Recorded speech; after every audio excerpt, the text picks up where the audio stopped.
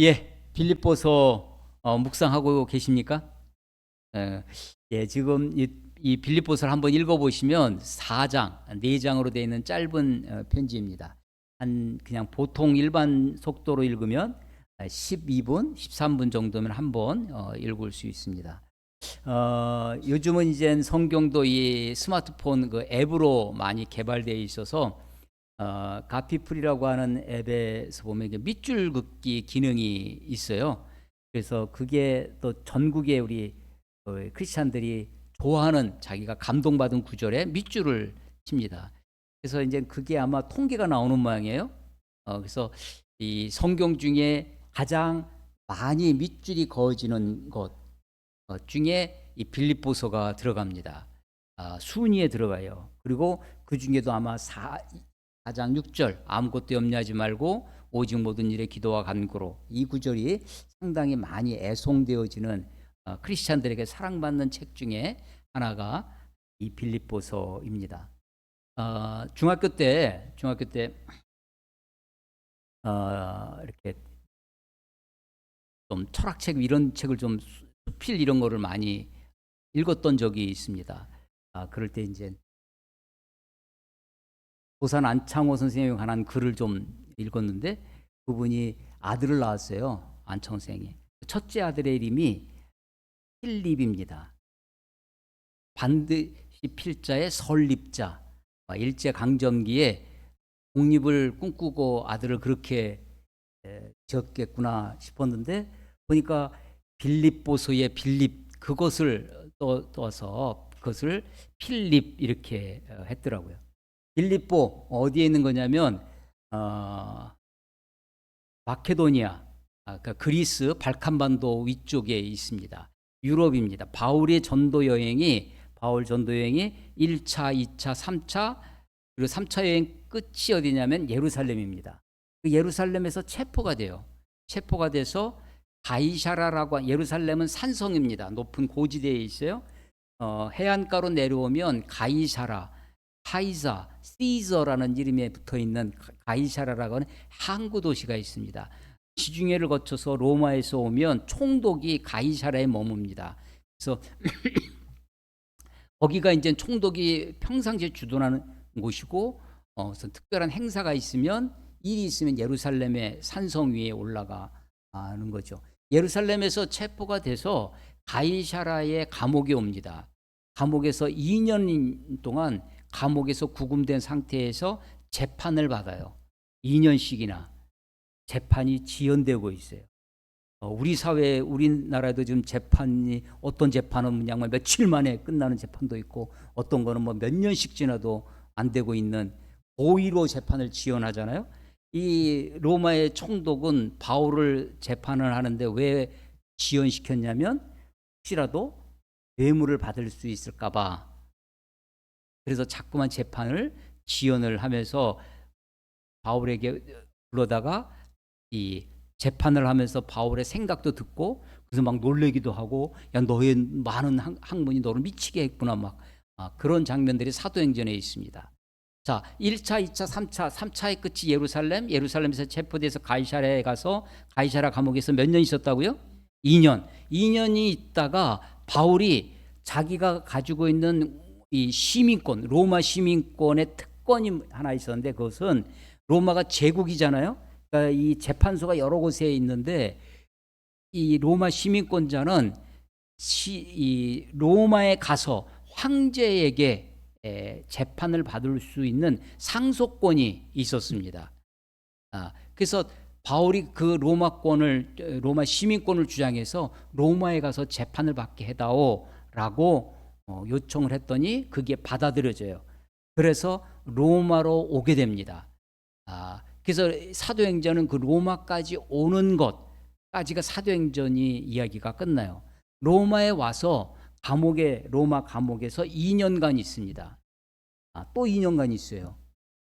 그런데 이 로마 감옥은 우리가 철창이 있는 유치장과 같은 그런 로마 감옥이 아니라 일반 가정집에서 구금된 상태에서 가택연금처럼. 그래서 사도행전 28장 끝에 보면 바울이 그것을 뭐라면 셋집이라고 표현해요. 자기가 돈을 내요. 셋집 세도 자기가 내야 돼. 죄수가. 또 그러니까 당연히 먹고 자고 생활비를 본인이 냅니다. 우리나라도 옛날에 그 왕조 시대에도 옥바라지를 했어야 돼요. 감옥에 가면 이 나라, 지금은 나라에서 모든 걸 다, 그래서 교도소죠. 좋은 길로 인도한다고 하는 교도소로 나라가 그를 다 먹고 입히고 다 죄수도 인권이 있으니까. 근데 이제 고대는 그렇지 않았죠. 그래서 이제 옥바라지 하듯이 교우들이, 로마에 있는 교우들이 혹은 바울이 그동안 전도했던 사람들이 교회가 바울을 도와서 2년 동안 감옥에 있다가 나옵니다. 바울이 감옥에 갔던 경험은 또 한 번 있어요. 2차 전도 여행, 1차는 소아시아, 지금의 튀르키예라고 하는 터키, 아나톨리아 반도라고 합니다. 옆 지도에 보면 옆으로 이렇게 돼 있잖아요. 큰 터키 반도, 그걸 아나톨리아라고 하는데 거기에서 1차 전도 여행을 주로 합니다. 2차 전도 여행을 그 지역에 1차 전도 여행 때 세운 교회와 교우들을 돌아보려고, 돌아보는 거 우리 교회 전문 용어로는 신방이라고 하죠. 신방이 목적이었어요. 돌아보려고 갔던데 자꾸만 길이 막히는 거예요. 하나님이 길을 막으셨는데 어느 순간 어느 날 환상을 봅니다. 마게도냐 사람이 나타나서 유럽 사람이죠. 건너와서 우리를 도우라라는 환상을 봐요. 그 환상을 하나님의 뜻으로 알고 아시아에서 유럽으로 건너갑니다.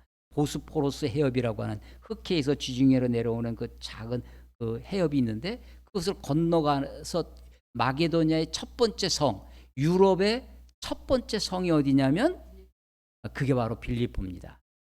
빌립보에 갔더니 이 빌립보는요, 알렉산더 대왕의 아버지가 빌립이에요. 그래서 이 알렉산더의 아버지의 이름을 따서 이 도시의 이름을 빌립보라고 했습니다. 마게도냐의 우리 지금 경기도의 도청 소세지 수원에 있잖아요. 이런 것처럼 마게도냐의 주 도시는 데살로니가였습니다. 근데 데살로니가보다도 새롭게 부흥하고 있는 도시가 빌립보예요. 로마가 이제 지중해 일대를 다 지배했어요. 온갖 전쟁, 팍스 로마나 로마의 평화 시대는 사실은 로마의 군사력으로 이룬 평화죠. 그 로마의 그러니까 전쟁이 여러 번 있었고 많이 있었습니다. 그 전쟁 때 각광을 받는 사람은 직업이 뭐예요? 군인이죠. 근데 군인도 평생 죽을 때까지 군인이 아니라 퇴역을 하는데, 퇴역하면 먹고 살 대책을 나라가, 황제가 해줘야 되거든요. 근데 돈을 다 그렇게 쓸 수가 없으니까 황제가 가지고 있는 권력 중에 가장 좋은 방법이 뭐냐면 땅을 떼어주는 겁니다. 너 여기서 먹고 살아라.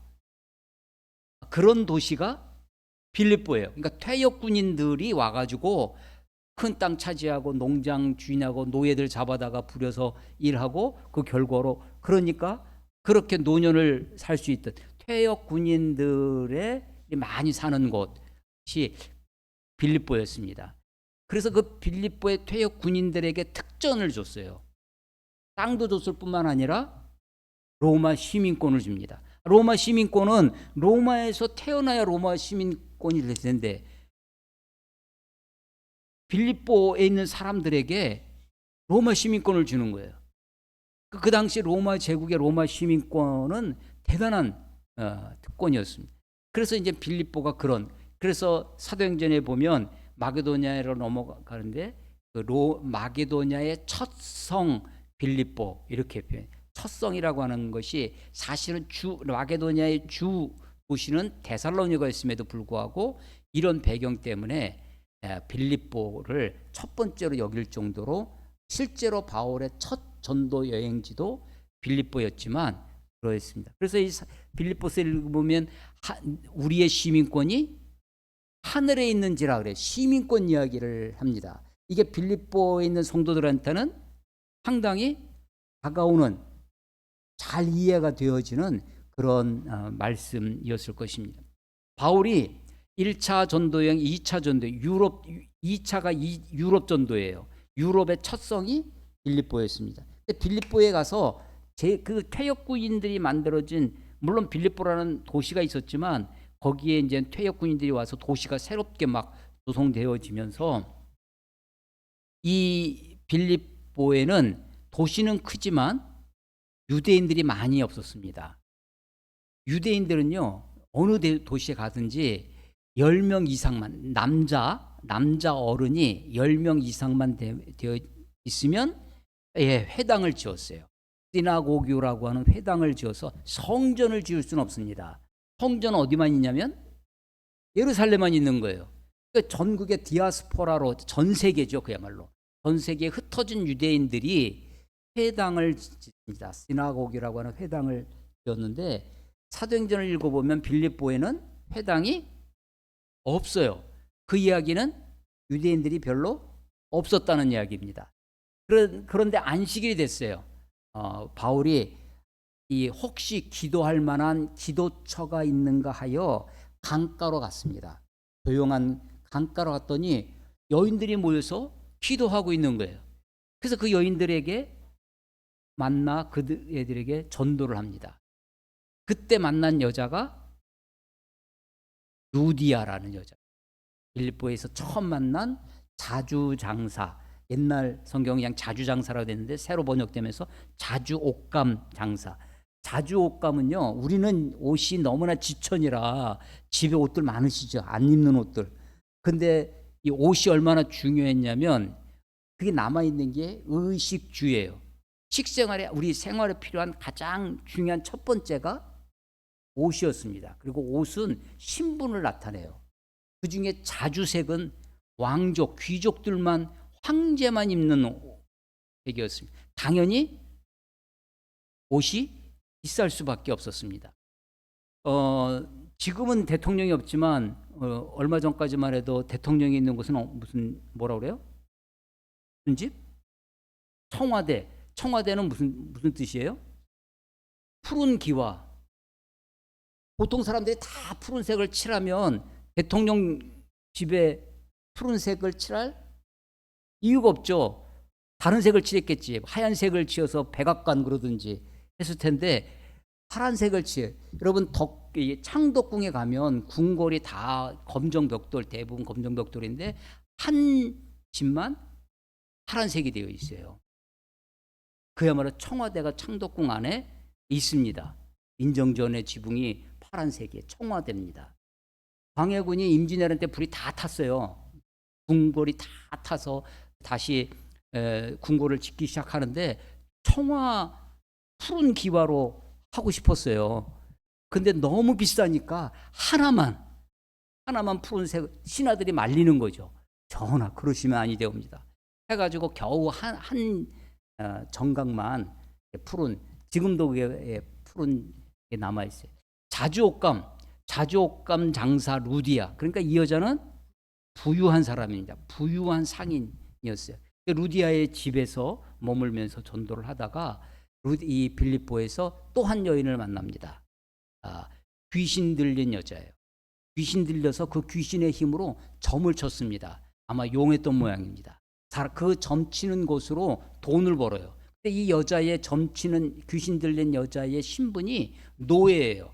이 여자가 버는 돈은 다 누구께 되겠어요? 주인께 됐어요.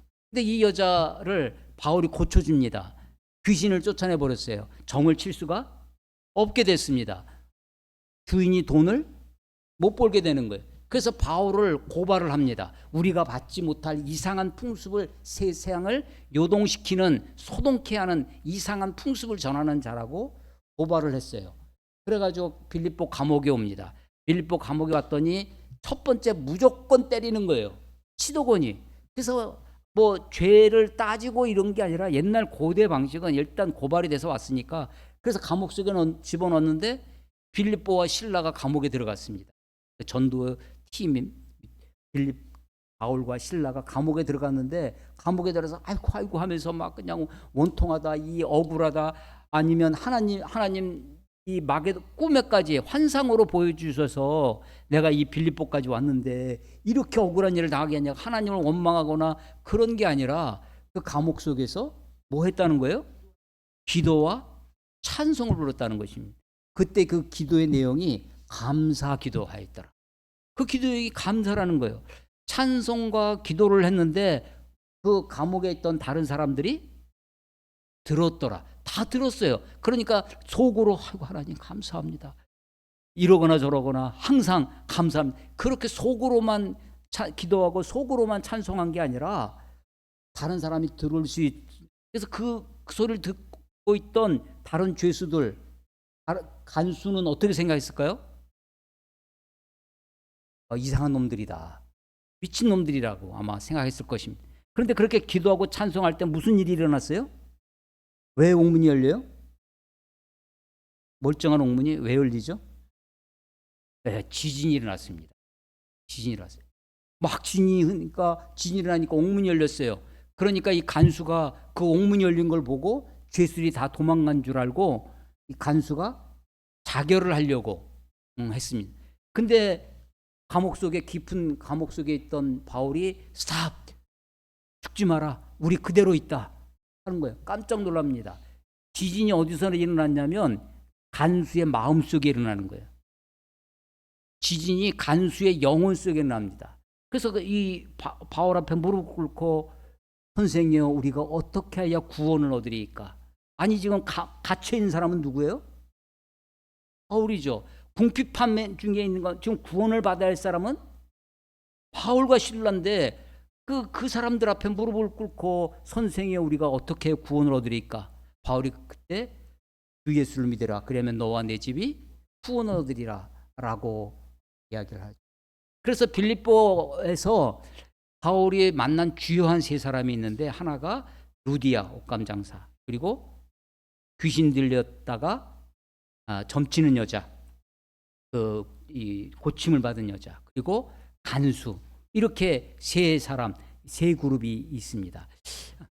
빌립보에서 루디아의 가정을 비롯해서 이 가정교회가 생겨납니다. 루디아가 아마도 넉넉한 형편이었는지 모르지만 빌립보 교회는 특별히 바울에게, 우리 빌립보서 4장에 읽어보시면 바울을 물질적으로 후원한 교회입니다.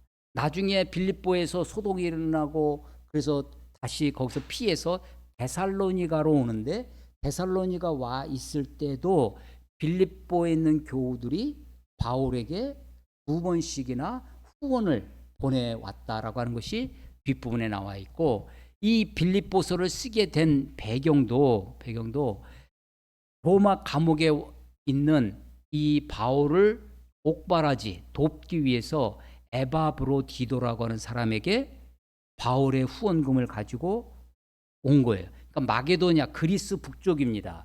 마게도냐에서부터 배로 왔는지 육로로 오려면 저기 흑해 있는 쪽으로 돌아와야 되는데 왔는지 먼 길을 로마까지 왔어요. 그리고 바울의 작은 돈 들고 그 먼 길을 갈 수가 없죠. 아마도 거액을 들고 산의 위험 또 바다의 위험을 무릅쓰고 에바브로디도가 먼 길을 여행을 와서 바울에게 후원금을 전달했습니다. 그러는 사이에 에바브로디도가 병이 났어요. 그래서 막 죽을 지경이 됐습니다. 근데 이 에바브로디도가 병들어 죽게 됐다는 소식이, 소문이 빌립보 교회까지 들어갔어요. 그래서 빌립보 교회가 걱정을 깨지게 하는 거야. 아니 에바브로디도 죽게 됐구나. 그래서 바울이 간절히 기도하고 하나님이 그들을 불쌍히 긍휼히 여기셔서 에바브로디도가 다행히 병이 낫게 됐습니다. 그래서 다시 에바브로디도 편에 에바브로디도가 죽지 않고 살아있다. 그리고 너희가 보내준 거 내가 잘 받았다. 그런데 에바브로디도 편에 들으니까 너희 교회가 이런 문제가 있다 하더구나. 그래서 내가 너희들은 이렇게 했으면 좋겠다 라고 다시 편지를 로마 감옥에서 쓰게 되는 겁니다. 그래서 그 편지를 들고 다시 에바브로디도가 왔던 그 길을 다시 가가지고 이 빌립보에 전달해 주게 되는 거예요. 그 전달해 준 편지가 뭐라는 거예요? 그게 빌립보서입니다. 그러니까 빌립보서는 바울이 로마 감옥에서 쓴 옥중서신입니다. 옥중서신. 빌립보 교회를 처음 만났을 때가 아마도 AD 약 50년경입니다. 2차 전도 여행이 시작되는 게 50년, 52년 그 사이입니다. 그로부터 로마 감옥에 들어온 때는 2차, 3차 전도 여행 예루살렘에 가고 가이사랴에서 2년 동안 감옥에 있고 다시 로마로 오고 하는 사이가 한 10년 걸립니다. 그래서 AD 61년에서 63년 그 사이가, 그래서 잠깐 석방됐다가 다시 투옥돼서 이제 바울이 순교하게 참수를 당합니다. 목이 잘리는 참수형을 당하는데 이것도 로마 시민권자의 특권이에요. 간단하게 죽잖아요. 능지처참한다든지 십자가에 매달려가지고 며칠간 고통을 받고 죽는 게 아니라 한 번에 죽게 해주는 것. 그게 로마. 그래서 로마에 가면 로마 참수교회가, 우리 방인서 목사님 때 오셨던 것처럼 세분수교회, 머리가 둥둥둥 3번을 떨어졌는데 거기서마다 분수가 나왔다 해서 세분수 교회라고 하는 로마 참수교, 바울 참수교회입니다. 빌립보가 2차 전도여행 처음에 50년에서부터 로마 감옥까지 약 10년 정도의 차이가 있다고 하는데 그 10여 년 동안에도 계속해서 교류가 있었습니다. 바울을 후원하는 후원자가 됐어요. 그래서 로마의 감옥에서 바울이 편지를 보냅니다. 자, 이 빌립보서에 별명이 있어요. 빌립보서 하면 무슨 편지라고 여러분 기억하세요? 무엇의 편지? 무엇의 서신? 금시초문이신가요? 빌립보서 하면 제일 많이 나오는 단어 기쁨입니다. 그래서 기쁨의 서신, 기쁨의 책입니다. 실제로 이렇게 기쁨이라고 하는 명사형이나 기뻐하고 기뻐하리라 동사형까지 다 하면 약 18번 정도 나옵니다. 약이라고 붙은 거는 번역본에 따라서 어떤 거는 좀 달라서 어디는 16이라고 하는 데 있고 어디는 18. 하여간 이 기쁨의 서신입니다. 내가 기뻐하고 기뻐하는 주 안에서 기뻐하라, 항상 기뻐하라 라는 말씀으로 되어 있는 것입니다. 이번 한 주간 빌립보서를 수십 번 읽었습니다. 다음 주에도 한 번 더 설교를 빌립보서를 하려고 하는데 한 번 읽는데 몇 분 걸린다고요? 12분? 13분. 좀 빠르게 읽으면 더 10분 이내에도 읽을 수 있는 책입니다.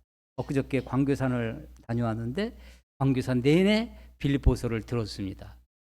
빌립보서를 묵상하면서 기쁨의 서신, 기쁨이라고 하는 단어가 가장 나오는데 도대체 바울의 기쁨은 어떤 기쁨인가? 바울은 어떤 기쁨을, 무슨 기쁨을 바라 살았는가? 감옥에 있었다고 그랬어요. 빌립보 감옥에서도 있고 가이사랴 감옥에서 2년, 로마 감옥에서 2년, 또 다시 한번 로마 감옥에 왔다가 순교를 하는 이 바울의 감옥은 도대체 어떤 것이었을까 생각을 해봅니다. 감옥에 생활을 하다가 감옥 속에서 주눅이 들어 살지도 않고 감옥 생활을 하면서 변절 배신하지도 않고 감옥 생활을 하고 나왔는데 더 단단해집니다. 강한 것은요, 강한 사람 중에는 두 가지가 있습니다. 강하고 거친 사람이 있어요. 강하고 단단한 사람이 있습니다. 강하고 거친 사람을 만나면 스쳐만 가도 내가 상합니다. 단단한 사람을 만나면 내가 힘을 얻어요. 강하고 단단한 사람. 제가 고등학교를 남강고등학교를 나왔어요. 남강고등학교 우리 동창이 오래간만에 또 나왔는데 제가 중학교 때 남강고등학교에 딱 그때 그 전에는 그 학교가 이렇게 특수지여가지고 이렇게 지원해서 갔던 데였는데 우리 때부터 뺑뺑이었습니다. 남강고등학교가 딱 됐어요. 굉장히 기뻤습니다. 제가 읽은 책 중에 남강 이승훈 선생, 안창호 선생한테 도산 안창호가 30살 때 평양에서 연설을 했는데 그보다 14살 많은 이승훈이 그걸 듣고 감동을 받았어요. 1907년의 일입니다. 아직 한일 강제 병합이 이루어지지 않은 때였습니다. 고종이 막 강제 퇴위를 당한 때였어요. 그 헤이그 밀사 사건으로 해가지고. 그런데 그때 막 그때요 의병이 가장 많이 일어날 때가 1905년 을사 늑약이 체결됐을 때 을사년의 의병, 그 다음에 7년 고종이 강제 퇴위됐을 때, 그때 이제 정민연이 의병, 이런 것들이 굉장히 그때 군대가 강제 해산됩니다. 일본에 의해서 일제에서 강제 해산되고 그 강제 해산됐던 군인들이 흩어져서 의병들이 또 많이 되기도 하죠. 그런 것들이 막 전국적으로 일어나고 있을 때 1907년 평양에서 도산 안창호가 강연을 하는데 그때 14살 많은 이승훈은 거부였습니다. 부자였어요. 장돌배기처럼 평양 시내에서 이렇게 있다가 유기상 그 놋그릇을 보부찜으로 해서 팔기도 하고 나중에는 그 놋그릇 공장도 차리고 그래가지고 돈을 많이 벌었어요. 그런데 31살 때 이미 거부가 돼 있었는데 31살 때가 언제냐면 1894년 청일전쟁이 납니다. 망해버립니다. 그래서 다시 일어나가지고 재기해가지고 막 해서 또 부를 일었는데 10년 후, 청일전쟁 10년 후 1904년에 4년, 5년, 2년 동안에 러일전쟁은 또 폭삭망했어요. 그래도 다시 일어나가지고 막 해가지고 했던 이승훈이 돈 버는 데는 아주 귀지였던 모양입니다. 이랬던 이승훈이 도산 안창호 연설을 듣고 회심을 합니다. 그래서 교육 사업에 뛰어들어요. 학교를 세워요. 그게 오산학교입니다. 오산학교. 근데 제가 학교가 어디 됐다고요? 고등학교에? 남강이 된 거예요. 그래서 그런 줄 알고 학교를 다 갔더니 남강은 남강인데 남강 이승훈이 아니라 남강 은희을이라는 다른 분이더라고요. 여간 그 남강고등학교를 제가 무사히 졸업을 했습니다. 오산학교는 나중에 알고 봤더니 용산에 다시 그 피난민들이 내려와가지고 지금도 용산에 있습니다. 오산 고등학교. 그 남강 이승훈 선생이 도산 안창호 오산학교를 세우고 있다가 1910년에 옛날에는 한일 합방인데 사실은 강제 병합이죠. 국권이 침탈되고 11년도 바로 그 다음에죠. 11년에 안악 사건이라는 게 벌어집니다. 바로 그 한일합방 1년 전에 1909년에 안중근 의사가 하얼빈에서 이토 히로부미 초대 통감이었던, 아직은 통독이 아니라 통감부니까 초대 통감이었던 이토 히로부미를 하얼빈에서 10월 26일 11.6이 박정희만 시해 사건만 벌어진 것이 아니라 이토 히로부미를 하얼빈에서 죽인 게 10월 26일이에요. 이토 히로부미를 죽이죠. 그리고 나서 그의 사촌 동생 안면근이라고 하는 사람이 있어요. 안명근, 이 안중근의 사촌 동생이요. 그 사람이 독립운동을 하기 위해서, 그래서 한일 그 강제 병합 이전에는 의병이라고 그러고 그 이후에는 독립군이라고 합니다. 나라를 잃어버렸으니까 이제 독립을 해야 돼. 이 독립운동 자금을 모으기 위해서 하던 찰나에 이 체포가 돼요. 이 안악 사건입니다. 그러니까 일제가 이것이 기회다 해가지고 안창호가 그때 이제 신민회라고 하는 비밀 결사 조직을 구성하고 있는데 이 안명근 이 사건을 안악 사건인데 그것을 빌미로 서북 지역에 우리가 이제 서북 청년단 이렇게 할 때 서북 주로 평안도, 황해도 이쪽을 그때 그 주로 대부분이 기독교인들이었습니다. 이 서북 지역에 있는 사람들을 검거합니다. 600여 명을 검거하고 그 중에 재판에 회부돼서 감옥에 징역을 한 사람이 105명이에요. 그래서 그 사건을 105인 사건이라고 합니다. 근데 그것을 초대 총독 데라우찌 암살 기도 사건으로 조작을 해요. 일제가. 그 백오인 사건이 데라우찌 조금 전에 누가 죽었어요? 이토 히로부미 죽었잖아요. 그래서 이 안명근 사건, 안학 사건을 백오인 사건으로 확대 조작하라면서 데라우찌 총독 암살 기도 사건으로 합니다. 이때 이승훈이 감옥에 갑니다. 6년형을 선고받았다가 약 3년 몇 년 동안 추록을 합니다. 그런데 이 이승훈이 감옥에 있으면서요, 정경과 이 안창호 때부터, 그래서 이 기독교인이 되는데 그 속에서 이 성경과 기도에 전념합니다. 그래서 단단해져 나온 거예요. 전에는 유학자였습니다. 돈 많은 거부였어요. 좀 나라를 깨우치기 위해서 교육을 해야 되겠다, 교육자였는데 이제 기독교인이 되고 추록했을 때는 나중에 장로가 되고 목사가 됩니다. 그게 1907년이에요. 7년, 그다음 1911년 백오인 사건입니다. 그래서 추록됐을 때 1906년, 7년에 이렇게 추록이 되는데 이제 단순히 학교를 세운 설립자에서 민족의 지도자급으로 이승훈이 올라갑니다. 그리고 1919년 하면 뭐가 생각나세요? 아이고 1919년 3.1운동이 납니다.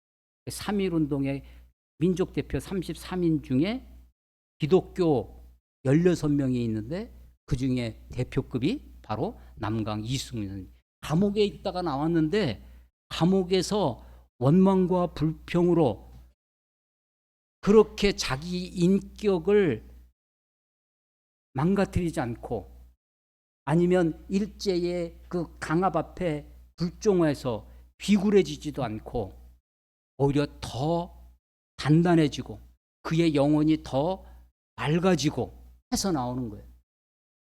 바울의 이 빌립보서를, 이게 옥중서신인데 사실은 가이사랴에서도 2년씩이나 있다가 왔습니다.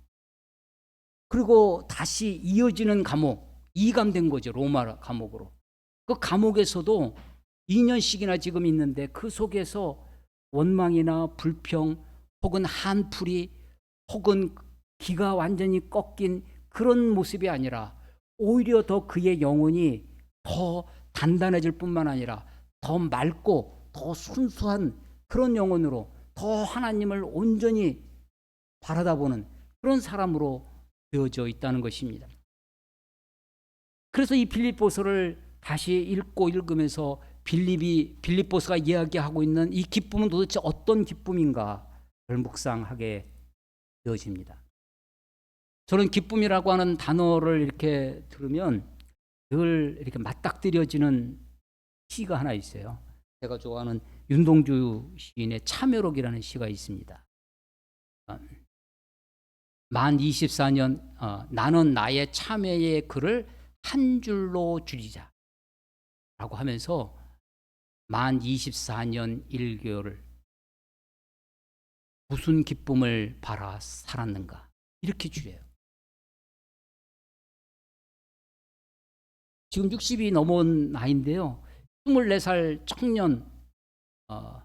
근데 그 청년이 만 24년 1개월을 단 한 줄에 줄이겠다는 거예요. 나는 무슨 기쁨을 바라 살았는가. 그 시를 이번 주에 다시 찾아서 읽어봤습니다. 첫 구절이 이렇게 시작돼요. 파란 녹이 낀 구리 거울 속에 내 얼굴이 남아있는 것은 어느 왕조의 유물이기에 이다지도 욕된가.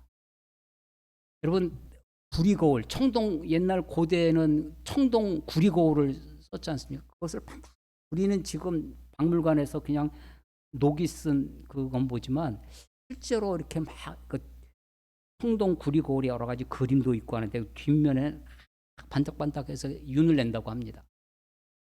근데 파란 녹이 쓴 어느 왕조의 유물, 아마도 대한제국으로 망한 이 조선의 500년 역사에 그 파란 녹이 쓴 그 역사 의식을 가지고 있는 거죠. 근데 거기에 자기 얼굴이 남아 있다는 거예요. 이다지도 욕된가 하는 겁니다. 이 참여록이라고 하는 시는 1941년 12월 14일에 썼다고 그 밑에 보면 날짜가 있어요.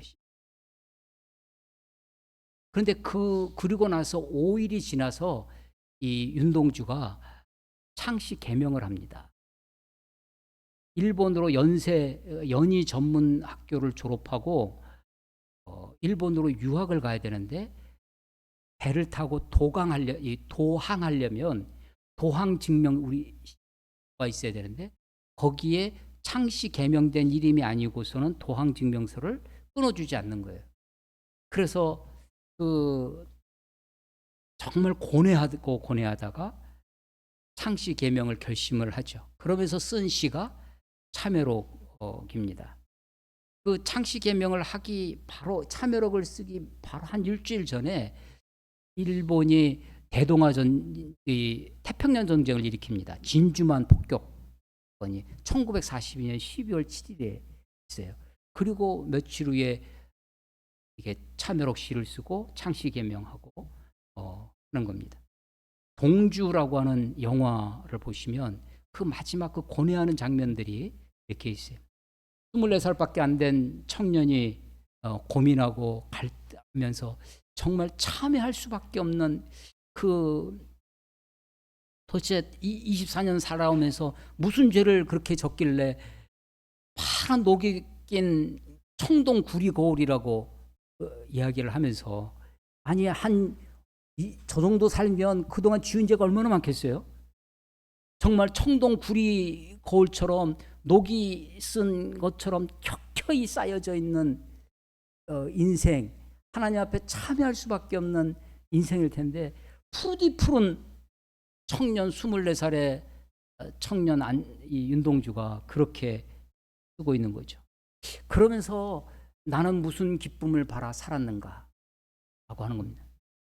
여러분은 무슨 기쁨을 바라 살고 계십니까? 기쁨의 서신 빌립보서를 읽으면서 도대체 바울이 기뻐하는 것은 무엇인지, 바울이 내가 기뻐하고 할 때 이게 내가 기분이 좋고 내가 막 그런 기쁨이 아닙니다. 기분, 정서, 무드 이런 기쁨이 아니에요. 바울이 기뻐하는 것은 오히려 의지적입니다. 내가 기뻐하리라. 내가 기뻐하고 기뻐하리라. 너희들도 기뻐해라. 명령입니다. 주 안에서 항상 기뻐해라. 감옥이라고 하는 상황, 죄수라고 하는 그 처지, 그를 뛰어넘는 기쁨이 도대체 어디서 오는 것일까? 라고 하는 것입니다. 바울이 지금 빌립보 교회로부터 후원을 받았기 때문에 그래서 기쁜 것이 아닙니다. 그런 치졸한 것이 아니에요. 바울이 정말 마음속에 내가 기뻐하고 내가 기뻐하겠다고 다짐하고 하는 그 기쁨이 도대체 어떤 기쁨인지 빌립보서를 읽으면서 이 기쁨이 좀 전이 되었으면 좋겠어요. 기쁨이 우리들 삶 속에 내 영혼 속에 파란 녹이 끼는 그 켜켜이 쌓이는 것보다 우리 안에 그 주님이 주시는 그 기쁨으로 가득했으면 좋겠다 하는 마음이 듭니다. 도대체 이 기쁨은 어떻게 가능한가? 오늘 5절에 있는 것처럼 2장 5절에 너희 안에 이 마음을 품으라 곧 그리스도 예수의 마음이니. 이 기쁨의 근원은 여기 있습니다. 그런데 이 마음이요, 이 마음도 마음이라고 써놓으니까 저 사람 참 마음 좋아, 내 마음이지 뭐 할 때 그 마음이 아닙니다. 이 마음은 그래서 NASB 성경 번역본에 보면 이것은 attitude라고 하는 태도라는 단어로 쓰고 있고, NIV 성경은 mindset이라고 하는 마음가짐, 마음 상태, 사고 방식 이런 거예요. 그러니까 마음은 어떤 이 마음을 품으라, 이런 기분을 가져라, 이런 정도가 아니라 너의 삶의 태도를 이렇게 해라는 거예요. 그래서 예수님의 마음, 우리가 마음에 품어야 할 예수님의 마음은 예수님의 태도로 나타납니다. 그는 근본 하나님과 본체신 하나님과 동등됨으로 여기지 않았어요. 이것은요, 창세기 처음에 아담의 역사를 생각하게 합니다.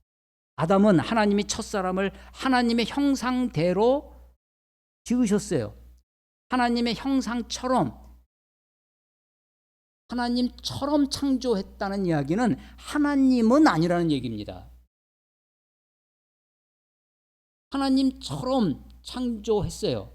하나님은 아니에요. 근데 사탄이 와서, 뱀이 와서 유혹을 합니다. 너 이거 선악과를 먹으면 하나님과 같이 된 거다라는 거예요. 하나님처럼 될 거다. 하나님 같이 될 것이다라고 유혹을 합니다. 그래서 그것을 먹고 하나님 같이 되려고.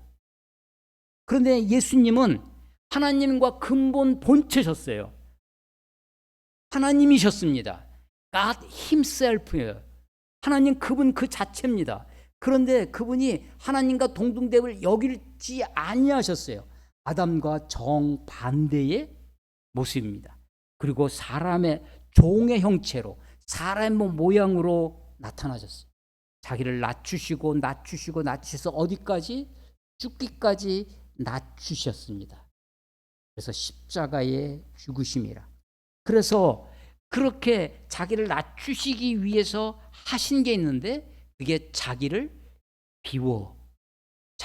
비우시는 거예요. 우리는 충만을 꿈꿉니다. 우리는 채워지기를 소망해요. 하나님 채워주시옵소서. 충만을 소망해. 근데 주님은 자기를 비워. 이걸 케노시스라고 합니다. 그래서 요 빌립보서 2장 5절에서 11절을 그리스도론, 기독의 찬가라고 우리가 많이들 부르는 본문인데, 이 기독론을 케노시스 기독론이라고 그래요. 자기를 비워. 그래서 예수님의 마음, 우리가 품어야 할 예수님의 마음은 뭐냐? 어떤 정서, 기분, 무드가 아니라 그것은 예수님의 삶의 태도입니다. 행동 방식이에요. 어떻게 행동하느냐? 자기를 비우는 겁니다. 그리고 낮아지는 거예요. 낮추시기까지. 이게 예수님의 방식입니다. 이거를 우리 안에 채우라는 겁니다. 이 마음을 품으라고 해요. 이 번역을 할 때도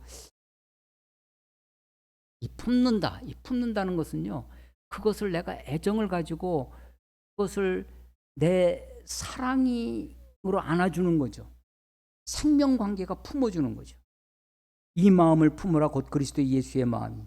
그는 근본 하나님과 본체시나 하나님과 동등됨으로 여기지 아니하시고 오히려 자기를 비워 종의 형체를 가지사 사람들과 같이 되셨고 사람의 모양으로 나타나사 죽기까지 복종하셨으니 십자가의 죽으심이라. 이게 예수님의 마음, 예수님의 태도라는 것입니다. 이게 바울의 비밀, 기쁨의 열쇠입니다. 예수님의 마음을 품는 거예요. 이런 삶의 태도가 바울의 어떤 환경이나 상황이나 처지에 굴하지 아니하고 비굴해지지 아니하고 겁먹지 아니하고 거칠어지지 아니하고 원망과 시비로 혹은 교만하여지지 아니하고 단단해지는 그 삶의 비결이 그리스도의 마음을 품는 데 있습니다. 그런 주님을 9절에 보면 이름으로 하나님이 그를 지극히 높여 하나님의 역전입니다. 모든 이름 위에 뛰어난 이름을 주사 하늘에 있는 자들과 땅에 있는 자들과 땅 아래에 있는 자들 모든 사람들의 무릎을 예수의 이름에 꿇게 하시고 모든 입으로 예수 그리스도를 주라 시나요. 예수 그리스도, 예수님이 그리스도다. 예수님이 구세주다. 예수님이 나를 구해줬을 뿐만 아니라 예수님이 나의 삶의 주인이시다라고 고백하는 것입니다. 하나님 아버지께 영광을 돌리게 하셨느니라. 하나님이 예수님이 나를 위해 십자가에 죽으셔 나의 죄를 다 용서해 주시고 나의 구세주가 되셨다. 감사합니다. 여기서 머무르는 것이 아니라 그분이 나의 삶의 주인이다라는 거예요. 우리가 하나님께 영광을 돌리는 삶, 우리의 하나님의 사람됨의 최고의 목표가 하나님께 영광을 돌리는 거죠. 하나님께 영광을 돌리는 가장 좋은 길, 이게 뭐냐면 예수 그리스도의 주되심을 고백하는 것입니다. 여러분이 예수님의 주되심을 어떻게 고백하고 시인할 수 있겠어요? 물론 말로 할 수 있습니다. 근데 그 말이 진짜냐? 우리가 요즘 단어로 진정성 있는 고백이냐? 라고 하는 것. 여러분 가장 귀한 게 뭐예요? 여러분이 가지고 있는 물질? 또 여러분이 가장 귀한 건 뭐예요? 생명? 그 생명을 대체할 수 있는 것? 생명과 같은 것? 그게 아마 시간일 것입니다. 여러분의 시간 속에, 여러분의 물질 속에 주님의 주되심을 고백하고 사셔야 됩니다.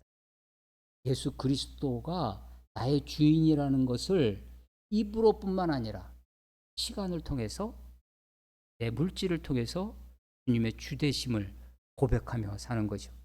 그래서 11절까지가 기독의 그리스도 찬가, 케노시스 기독론이라는 것의 찬가예요.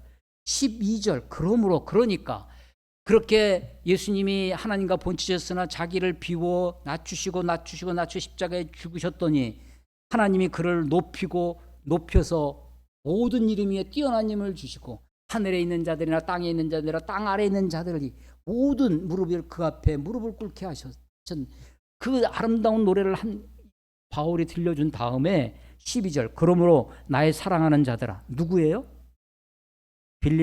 1차적으로는 빌립보 교회죠. 정말 사랑하는 자입니다.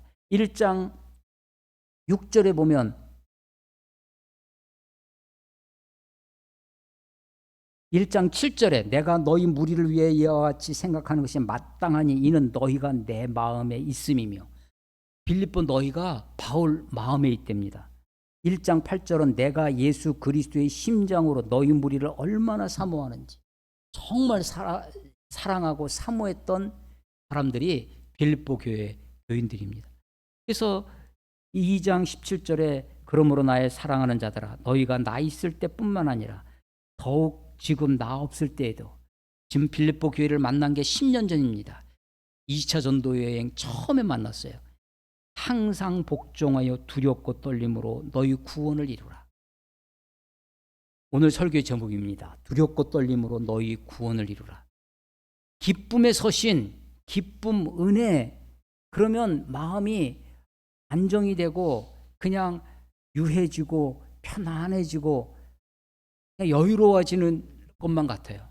근데 바울은 기뻐하라 내가 기뻐하고 기뻐하리니 너희도 기뻐하고 기뻐해라라고 그렇게 주 안에서 항상 기뻐하라고 말하면서도 너희 구원을 두렵고 떨림으로 이루라는 거예요. 아니, 우리는 그렇게 얘기를 합니다. 구원 받았습니까? 예, 구원 받았습니다. 구원의 확신이 있으면 구원 받았다고 얘기해요. 그런데 바울은 지금 너희 구원을 이루라라고 얘기를 합니다. 아직 아니에요. 사실은 이미 이루어졌어요. 그런데 아직은 아니에요. 그래서 이미와 아직 사이에 있어요. 이미 already. 그런데 아직은 아니에요. not yet. 이미와 아직 사이에 하나님의 구원이 있습니다. 물론 구원이 무엇인가? 여러분 복음서를 읽어보시면요, 복음서에 나와 있는 구원이라고 하는 단어를 보시면 병든 여인을 고쳐줄 때 여자여 내 믿음이 너를 구원하였느니라, 치유받는 게 구원 같아요. 못 보던 맹인을 눈을 뜨게 해주면서 구원이 내게 임하였다고 합니다. 물에 빠지는 베드로가 주여 하고 소리쳤더니 그를 구원해 주셨다고 그래요. 어떤 위험한 공경에 빠졌은 것을 구원해 줄 때, 병을 치유해 줄 때, 어떤 상황에서 그를 해방시켜 주는 것을 구원이라고 해요. 물론 그런 것도 구원일 수 있습니다. 굶주린 배를 채워주는 것도 구원일 수 있어요. 그러나 그런 구원은 있으면 할렐루야 감사하지만 없어도 그래도 할렐루야입니다. 그런데 진정한 구원은 뭐냐면 아들을 낳으리니 이름을 예수라 하라. 이는 너가 저희 죄에서 하나님이 저희 죄에서 저들을 구원할 자라. 죄로부터의 구원입니다. 우리의 구원이 십자가에서 이루어졌을 뿐만 아니라 주님 오시는 그날에 확실하게 이루어질 것입니다. 아니 주님 오시는 날이 아니더라도 내가 주님 앞에 가는 날, 지금은 푸른 녹이 우리 거울에 켜켜이 쌓이듯 그런 인생을 살고 있지만 호련히 어느 순간 내가 주님 앞에 갈 때, 주님이 이 땅에 오실 때, 그래서 빌립보서에 시간 개념이 있어요. 예수 그리스도의 날에, 그리스도의 날에, 그리스도의 날까지 바울이 가지고 있는 시간 의식이 있습니다. 종말 의식입니다. 그게 생명책에 그들의 이름이 있느니라. 그러니까 생명책에 그래서 구원이 이루어질 거라는 겁니다. 주님이 가까이 오시느니라. 주님이 가까이 있다는 게 거리를 얘기하는 것이 아니라 시간을 얘기하는 거예요. 다시 오실 주님의 종말 의식이 있어요. 바울이 이 기뻐할 수 있는, 비록 내가 감옥에 있지만, 비록 내가 아주 어렵고 고난 중에 있지만 내가 기뻐하고 기뻐하리라 라고 다짐하고 선언할 수 있었던 것은 그에게 종말이 있기 때문에 그렇습니다. 두렵고 떨림으로 구원을 이루어야 됩니다. 하나님 앞에, 제가 언젠가 어떤 청년과 이렇게 상담을 하면서 이 이야기를 했더니 막 화를 내는 거예요. 자기가 그렇게 안 배웠다는 거예요. 예수님이 우리를 예수 믿고 예수님을 영접하면 나에게 구원이 있고 내 구원이 확실한데 왜 두렵고 떨림으로 구원을 이루라고 하냐고 하는 겁니다. 이단 중에 하나가 구원파라는 이단이 있어요. 거기에는 예수님이 십자가에 달 때 내가 과거에 지은 죄, 지금 지은 죄, 미래에 지을 죄까지 다 용서해 주셨으니까 이제는 다시 회개할 필요가 없다 라고까지 가르칩니다. 구원의 확신, 구원의 확신이라고, 거듭남의 비밀이라고 가르치면서, 그러니까 다시 회개할 필요가 없으니까 내가 미래에 지을 죄까지 다 용서했다고 하니까 어떻게 해요? 구원의 확신에 사로잡혀 사는 것 같지만 못할 짓이 없어요. 그래서 자기 교주를 욕하고 자기 교주를 이단이라고 막 하는, 그 이단 연구하는 목사를 가서 칼로 찌르고 하는 일들이 그래도 아무 죄의식이 없어요. 두렵고 떨림으로 너희 구원을 이루라고 합니다. 모든 일에 원망과 시비가 없이 하라고 합니다. 금없고 순준하여 이 세상은 어그러지고 거스리는 세대인데 이 세상 가운데 빛으로 나타나라고 합니다. 생명의 말씀을 밝히라고 이야기합니다. 이것을 하나님이 우리 안에 소원을 두고 행하신다는 거예요. 하나님은 자기의 기쁘신 뜻을 위하여 우리 안에 소원을 두고 행하시는 분이십니다. 두렵고 떨림으로. 여러분, 제가 다음 주에도 한 번 더 빌립보서를 설교할 생각을 갖고 있습니다. 여러분들도 한번 이 빌립보서의 기쁨에 한번 빠져보시기 바랍니다. 읽고 생각하고 묵상하면서 바울이 말하는 기쁨이 도대체 어떤 기쁨인지, 내가 어떤 마음으로 살아야 하는지를 말씀과 함께 한 주간 깊이 묵상하시는 귀한 여러분 시간 되시기를 주의 이름으로 축원합니다. 기도하겠습니다. 하나님 아버지, 은혜를 감사합니다. 주 안에서 항상 기뻐하라고, 내가 다시 말하노니 기뻐하라고 이야기하는 바울의 기쁨이 도대체 어떤 기쁨인지, 우리는 무슨 기쁨을 바라 살아야 하는지, 우리가 품어야 할 예수 그리스도의 마음은 도대체 어떤 마음인지, 두렵고 떨림으로 이루어 가야 할 구원은 어떤 것인지 우리로 알게 하시고, 우리가 경성하여 다시 한번 주님 앞에 나아가 주의 말씀을 붙들고 그 생명의 말씀을 밝혀 어그러지고 거스는 세대 가운데 빛으로 드러나는 우리가 되도록 하나님 인도하여 주시옵소서. 주님을 의지합니다. 주님을 찬양합니다. 예수님의 이름으로 감사하며 기도드렸사옵나이다.